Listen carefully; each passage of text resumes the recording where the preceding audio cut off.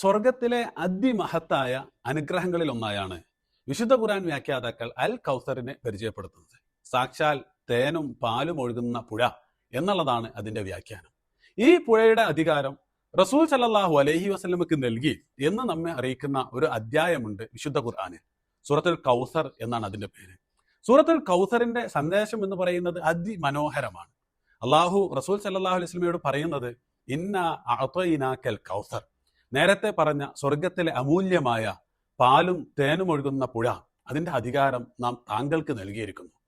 താങ്കൾ എന്താണ് തിരിച്ചു തരേണ്ടത്? ഫസല്ലി ലി റബ്ബിക, താങ്കളുടെ റബ്ബിന് വേണ്ടിയിട്ട് പ്രാർത്ഥന നിർവഹിക്കുക.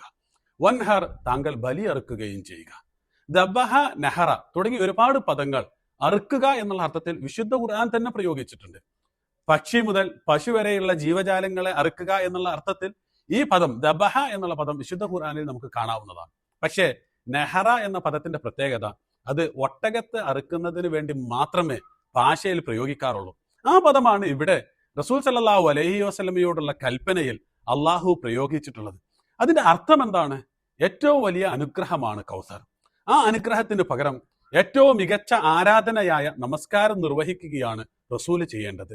ഏറ്റവും മികച്ച ബലിയായ ഒട്ടകബലിയിലൂടെയാണ് റസൂൽ സല്ലല്ലാഹു അലൈഹി വസല്ലമ അതിനുള്ള നന്ദി കാണിക്കേണ്ടത് എന്നാണ് ഈ ആയത്ത് പറഞ്ഞു വെക്കുന്നത്. യഥാർത്ഥത്തിൽ അള്ളാഹുവിന്റെ ഏറ്റവും മികച്ച അനുഗ്രഹങ്ങൾ ലഭിച്ച നമ്മൾ അതിന് ഏറ്റവും മികച്ച കർമ്മങ്ങളിലൂടെയാണ് മറുപടി നൽകേണ്ടത്, നന്ദി പ്രകടിപ്പിക്കേണ്ടത് എന്നാണ് ഈ ആയത്ത് നൽകുന്ന സന്ദേശം.